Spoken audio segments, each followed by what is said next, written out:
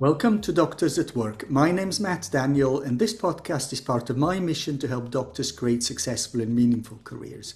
Today's podcast episode is about leadership, and I'm having a discussion with Marie Lyons, who's an ENT consultant and has held multiple senior leadership roles. In this episode, she tells me about her own leadership journey. We talk about mindset, dealing with failure, and the importance of learning, humor, and understanding your own motivations.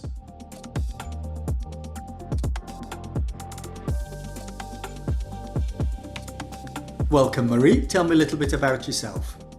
Hi, thanks, Matt. And actually, what an honour to be here today. I'm Marie Lyons. I'm an ear, nose and throat surgeon by trade. And I'm also just been appointed as the responsible officer at my trust in Hertfordshire. So really thank you for asking me to come and talk to you today about leadership. And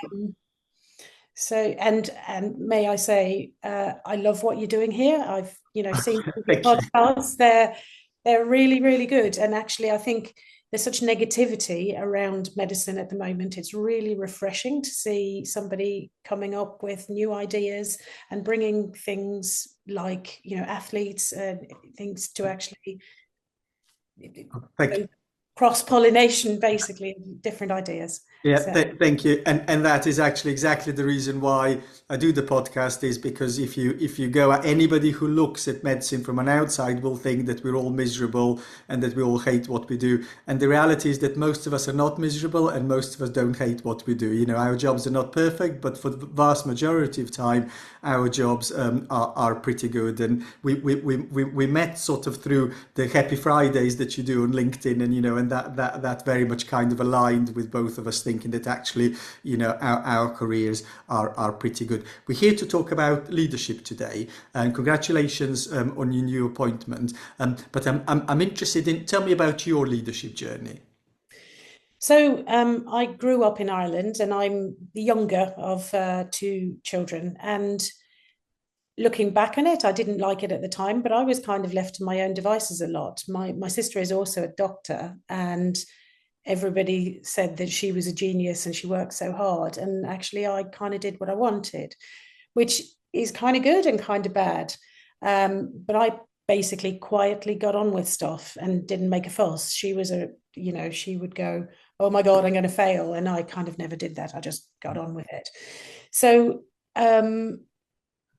pretty normal schooling. Then I came to London when I was 14, and I think the person who inspired me most was my chemistry teacher. So I just finished my GCSEs, and I got a note going, Mrs. Triffitt wants to see you. And I was, oh God, what have I done now? I've just finished my GCSEs. And she said, where are you thinking of going to university? What do you want to do? I said, oh, I want to be a doctor. I've wanted to be a doctor since I was 8. And she said, well, I think you should try and go to Cambridge. I was like, seriously? It was something I'd read about as a kid, and I just thought that was not for me. I mean, this is for people who are just so much cleverer than I am. But she put the seed in my head, and off I went. And I was incredibly privileged to actually do my 6 years in Cambridge and my house jobs. And then I knew I wanted to be a surgeon, and apologies to all the medics here, but it wasn't for me. One long ward round is not where I'm at. So, and remember, this was the mid-90s, and women being surgeons was not really a thing. We were kind of accepted as house officers, and SHOs, because actually, in general, very organised. And as my orthopaedic boss said, he said, you're a great administrator, you're not interested in orthopaedics. And I'm like, nope. But his x-rays were always there. His patients were sorted. But even from the first time, and I'm very much, actually, there's a problem, I'm going to do something to sort it. Now, I didn't see that as leadership at the time, but I guess reflecting on it, it probably was. So when we first had our job, we used to come in early on a Saturday to do the ward round bloods. And sister said, she said, oh, I've got people who are willing to do the weekend phlebotomy, but there's nobody to train them. I was like, I will. It's an extra hour in bed on a Saturday. Yeah. And then various things, up through the years. Um, and really, when I was a junior doctor, the only thing I wanted to do was be a consultant. And I never actually thought much further than that. But there were things I did. And if I saw something that wasn't quite right, I would actually try and put something in place to fix it. But obviously, get the boss on board. I was very good at actually getting the boss to do what I want, because basically I'd say, well, there's this problem, but actually we can do this. And they go, oh, yeah, yeah, great.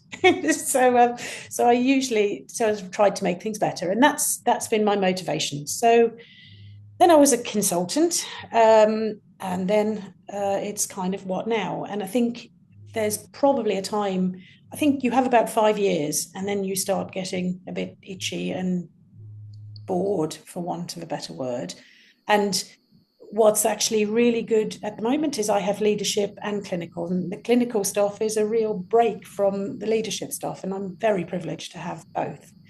But as a consultant, I could see that the clinical director job was coming, because the person before me had been in it, and you could tell they were probably getting a bit sick of it at that stage. So I thought, I have no idea how to do this. So I actually prepared myself for it. I put myself on a clinical director's course. And while it doesn't tell you what to do, it actually gives you the thought process around it. And I've always been, well, slightly, if I'm honest, slightly scared when I've gone to a new job, because you just think this is completely new. So I think I've been prepared, but also I think my motivation isn't that I want to actually go in and boss everybody about. In fact, as my time as divisional medical director, my strapline was, my job is to help you do yours brilliantly. And that's what I've carried on through, because I am not in charge. I never see myself as in charge. Yes, if you mess up, I take accountability for it. But actually, my job is to actually guide, coach, sometimes be directive, because actually, sometimes, it's been myself. I've had to save, you have to save people from themselves, or you've got a bit more. So I went from clinical director to deputy divisional chair at the time, then divisional medical director.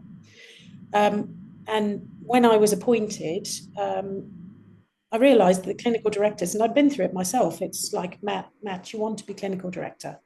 And you go, no, no, I really don't.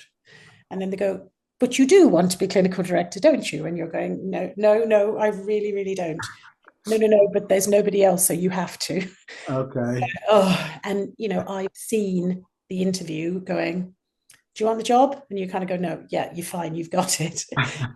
And I thought there had to be a better way. And then you're dumped into, I don't know, general surgery, and they're saying, sort general surgery. And you're like, yeah, but how am I supposed to do that? I don't know, just sort it out. Yeah.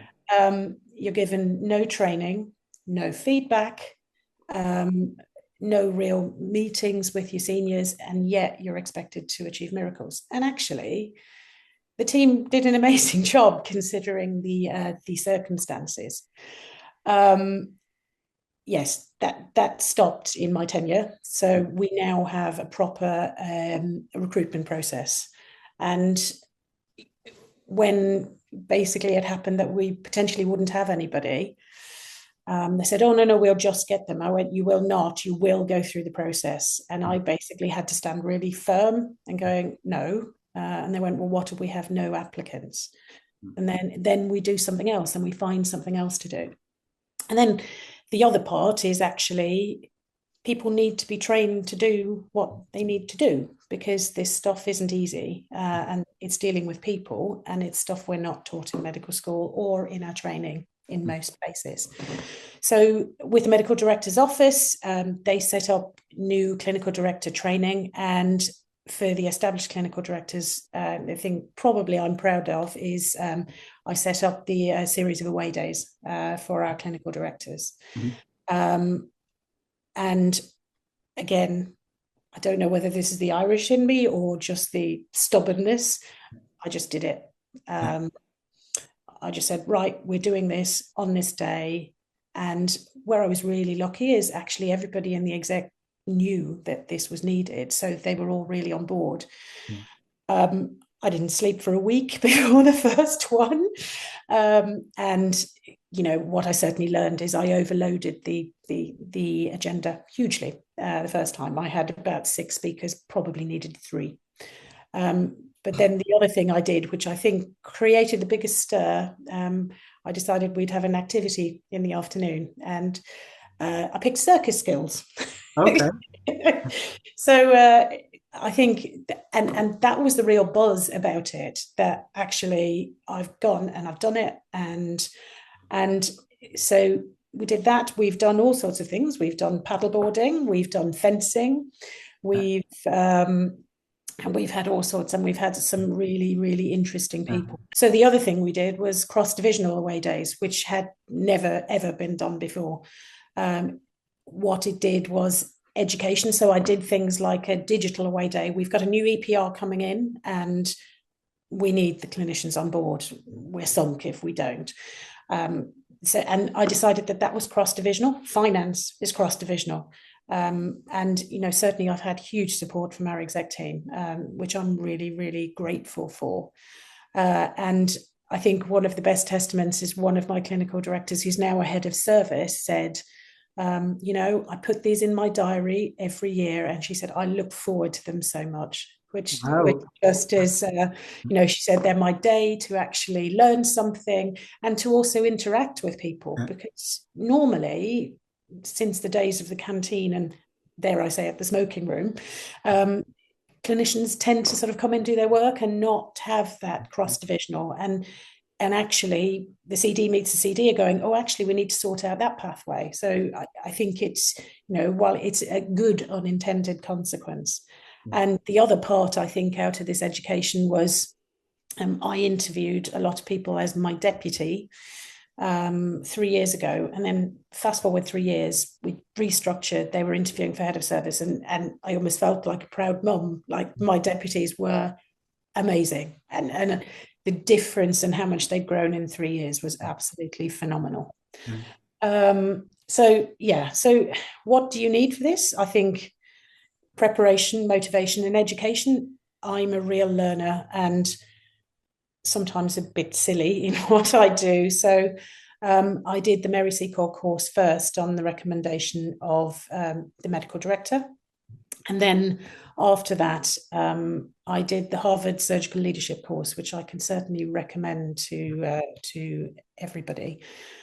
The NHS has a particular way of doing courses, but the Americans have a very, very down-to-earth, words of one syllable way of doing things, which I found absolutely fascinating. And also it gave me the chance to go to the alumni events where we had negotiators like Dan Shapiro and all these big names that you just speak to and are completely inspired by every day. Then after that, I did the accelerated director's development course. So that's an East of England thing. And then after that, I was just thinking, if I have a year where I'm not doing something, I get a bit itchy, which is, I probably ought to have a year off at some point. I did a leading digital transformation course.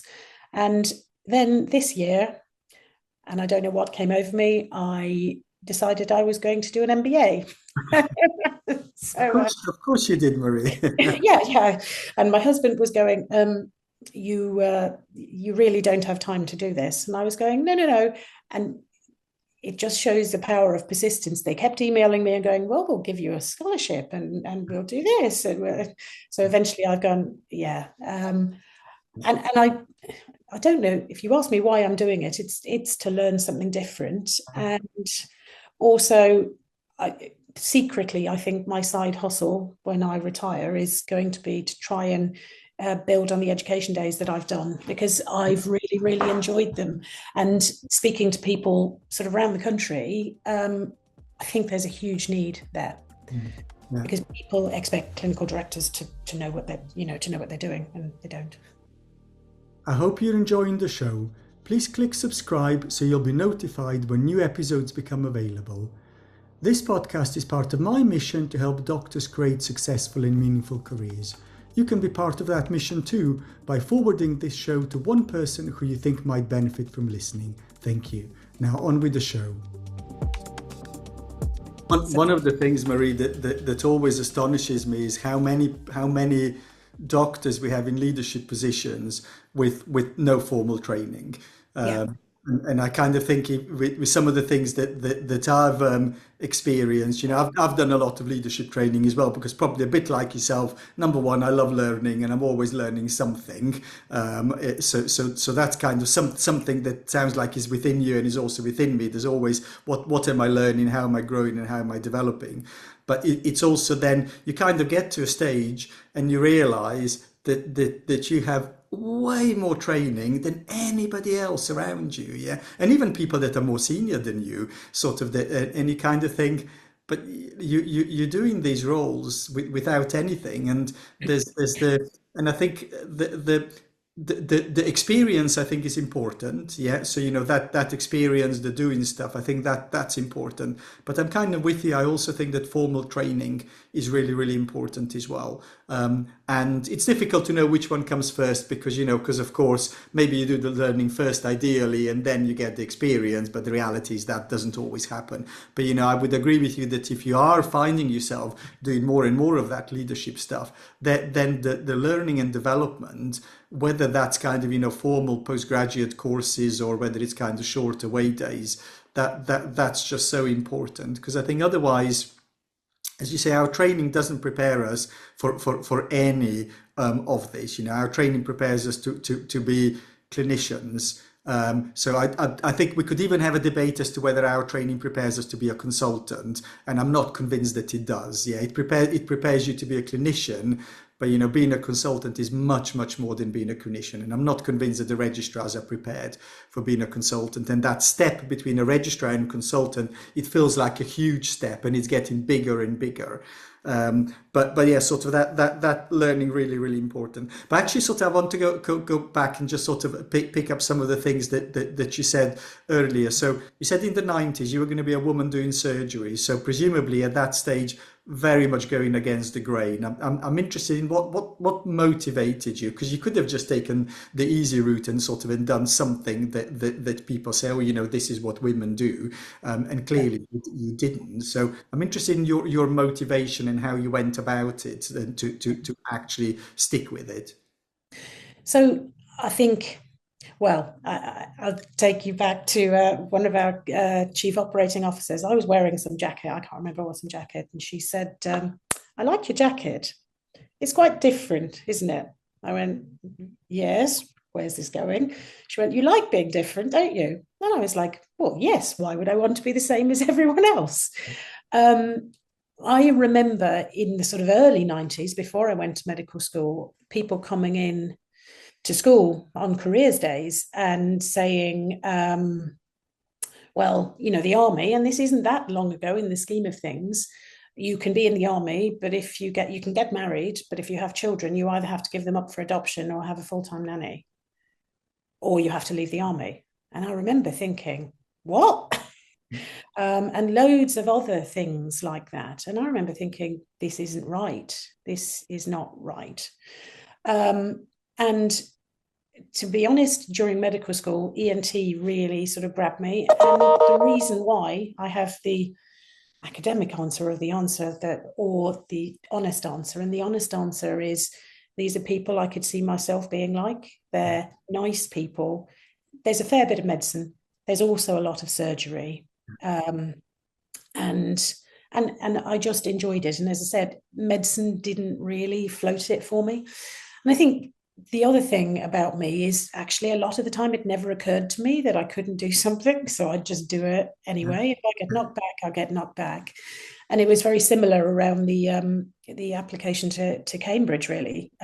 So I went to a North London comprehensive, and which I think, looking back on it, is probably one of the worst things you can do, is actually have low ambition for your pupils and not letting them try.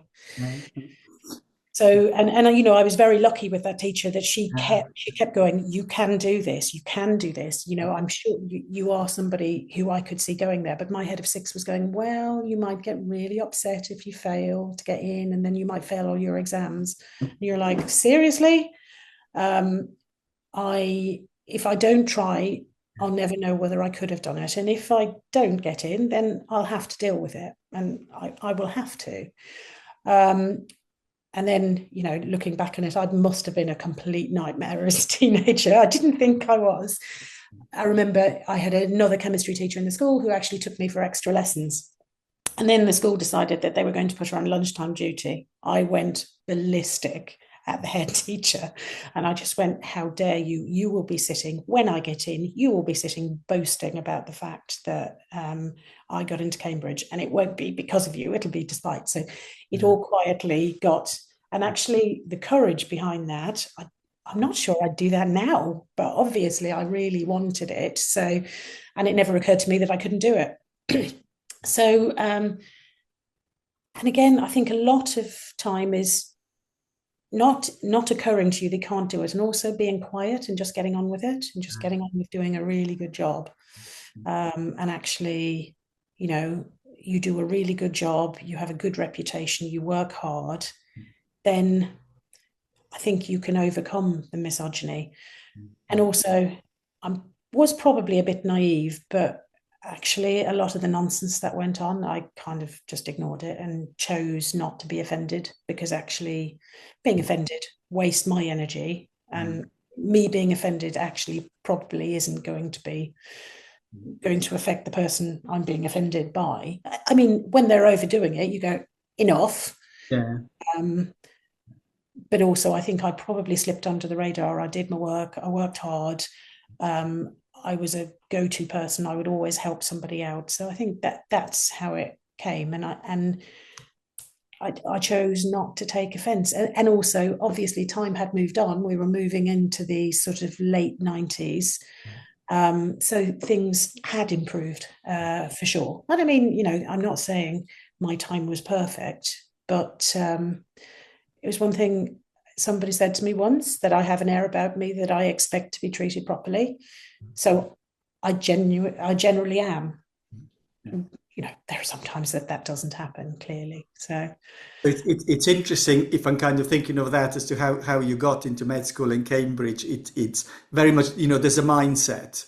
There's a mindset in that. And it's interesting because, you know, my story of medical school totally different to yours. So, you know, I came to England when I was 16. And the first thing was told was, you know, you're from an immigrant family, you'll never make it into medical school, so don't even bother. So I didn't bother. So I didn't go to medical school until later on, yeah, when I then got the good grades. So, but it's kind of just interesting sort of how those conversations, you know, with a 14, 15, 16-year-old have such a huge impact. If I compare your conversation with my conversation, sort of how your those early experiences, how that created a belief. You believed that other people believed in you, and you believed in yourself, and sort of and that's kind of stayed with you, and sounds like that continues to stay with you. Yeah.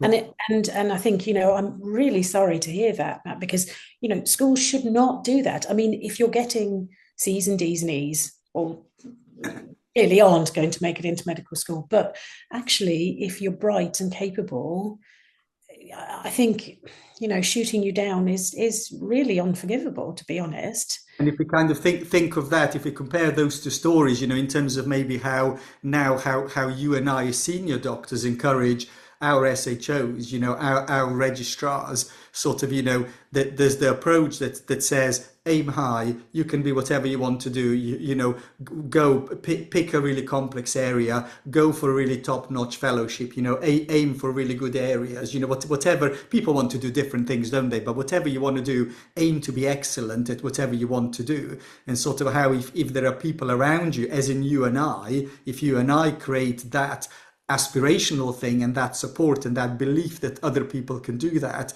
sort of, as opposed to, oh, it's all too difficult, you're never going to get there, sort of, you know, it's a waste of time, or, you know, it's not for the likes of you, two totally different ways that you and I can encourage and support the people that are, 10 years behind us. But I also think what comes into that is the dealing with failure as well. And I think, I think our generation, we were kind of used to not used to failure, but actually failure was part of, you win some, you lose some. And I'm not sure that is the case anymore, which is why I think sport for kids is just one of the best things. My son and daughter fence, and I think you're there with the absolute crushing failure when they've lost a fight and they lose it very quickly. But actually, I think what a good recipe for life, because actually, Yeah. lost, you're still alive. Mm. You've just lost a fight. That's it. But I think, and failure is hard and it hurts. When I don't get a job, I go for it. It really hurts. But then actually, you have to deal with that hurt, I think, and then actually think, okay, what did I learn from that? Now I know that sounds cliched and that's what everybody says, but it is so true. And actually, sometimes it isn't your time. So. But it is a problem society wide, yeah. That sort of, you and I are old enough to know the days when you waited for stuff to come through in the post, and you waited for the internet to log on, and you went to the library and used the Index Medicus, and then sort of then tried to find the journal. Whereas everything's available straight away, and everybody gets a trophy for just turning up, sort of, and participate. The kind of the American model of everybody who turns up and does a race, sort of gets a model, and that's not, it's not the fault of the people that are 20 or 15 or whatever.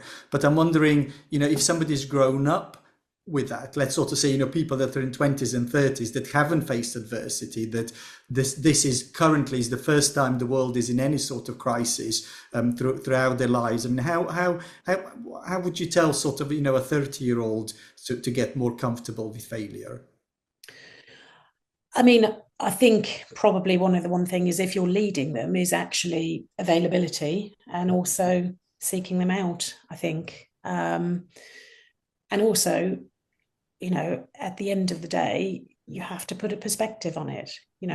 It's what I tend to say to my kids all the time. They're going, oh my God, my daughter, I'm going to fail. And I was like, okay, and you fail. What happens then? Well, you're going to be disappointed in me. And it's like, well, yeah, but are you still going to be alive? Am I going to kill you? No, of course I'm not. Then you get up and you take the exams again, and you'll be upset for a while. But actually, at the end of the day, if you've got a roof over your head, enough to eat, and actually you can do something again, then actually that it's that sense of perspective. But I think also acknowledging that it does hurt, and actually you will be cross, and denial and anger and all the rest of it is really vitally important to That, actually. that's Yeah. okay, isn't it? It's Yeah. okay to be upset, okay to be angry. Okay, so you're at a very senior level now. So what kind of skills and qualities do you need to succeed at a senior leadership level? So I think, as I alluded to first, I think the motivation and actually questioning yourself why you're actually doing this is really important. And I would suggest that if you actually want to go and boss people about, that maybe you ought to think that maybe this isn't the job for you. I, my view is the best leaders that I've come across, and I've come across many, they are more interested in their people, and they're interested in achieving something rather than being in charge. I think that's I think always learning, and always learning from your people, because I've learned probably, well, I think I've learned much more from the people I've led than they've learned from me. I don't know, you'd have to ask them. And actually looking out for where you think, and that's how I divided the away days. I would ask a question in our various meetings, and I going, well, obviously, you need to go through your budgets for next year. And I get these look of blank faces at me. I'm like, have you not looked at your budget? No. Um, so you think, okay, some work to do. And I think the finance people, what was really good is bringing the finance people together, because they think, okay, I get it now. That's we've got a problem, and we've got to because I think certainly around COVID and other times, and also the NHS went through a really bad phase in 2016, 2017, where there was no money. I think the clinicians actually lost input and lost interaction. And I'm not sure they've actually got it back. It's coming, but I'm not sure it's actually there yet. So I think it's, looking at where you don't know and actually running towards it rather than, putting away from it and it's too difficult. Also, I think self-reflection, because the job I do now, it's responsible officer. So for those who don't know, who are listening, this is a senior doctor who ensures that everybody is appraised every year, makes the recommendation for revalidation, and also deals with doctors in difficulty or doctors who've done not behaved in a way that we would expect.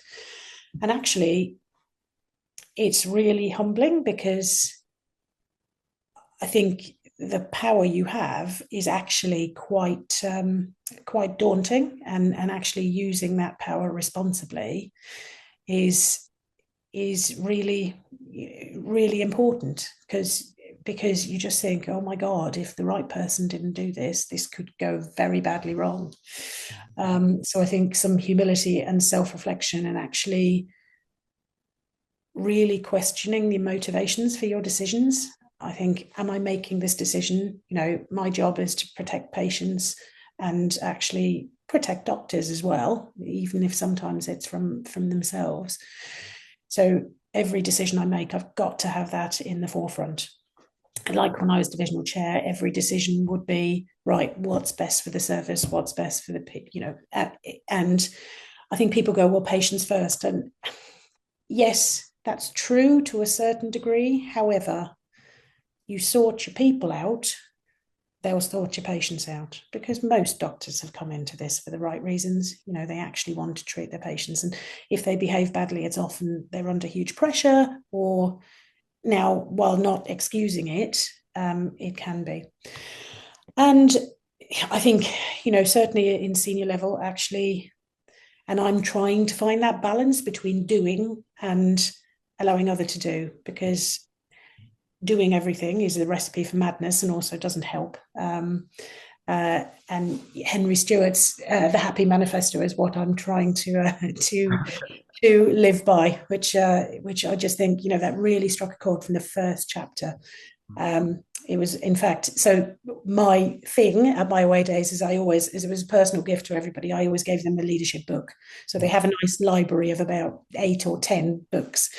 The first one was The Happy Manifesto, which amused me no end to see a whole load of surgeons getting The Happy Manifesto, just the title. So, and I think that leads me on to the next thing of actually having a sense of humor is really important. I think, sometimes things are so crazy if you took it too seriously. Now, obviously, there are things you have to take seriously, but there's also an incredibly funny side of things. And also, I think, really being vulnerable to a great degree and actually saying, I don't have all the answers. Yeah. I remember during COVID, people used to ring me and they go, well, there's this scenario. What are we going to do? And my first question is, why would you think I'd know? But then we'd actually sit and have a discussion and we'd go, okay, so this is this scenario. This is what we do. Okay. Right. Okay. We've met. And what I tried to do is take them through how I made a decision rather than just do this, which would have been quicker. But actually, the next time they think, oh, yeah, I've come across something like this. This is the thought process I've gone through. Yeah, I'll do this. And actually, what I always preferred is people would come going, this has happened. I've done this and this and this. And that's what I still do. My first day, I had an incident, and our medical director has been a responsible officer. So I kind of went around and I went, this has happened. I've done this and this and this and this. And the first thing was, I can't believe this has happened to you on your first day. You're like, yeah. And then, they come in with, you do this because of, and that's what I've always tried to do with my trainees. And, when you're operating, I will say, you do this. And I said, if I don't say because, ask me. Yeah. Yeah. You know, because I usually try to tell you there's a method. Sometimes, as you know, being a fellow surgeon, you do things just because you do them. Yeah. But most of the time, there is a reason for holding the instrument in this way, or positioning yourself in this way, or all the rest of it. And actually, you see it because they're sort of 5 hands and 25 thumbs, and you're going, well, just do this, and just a turn of the wrist or a way you hold things. They're going, oh my God. And actually they just need that, they're perfectly capable. And in general, surgeons find their own way. So I think they're the sort of, preparation, motivation, educating yourself, a bit of humor as well are the top tips. Thank you very much, Marie. That's all right.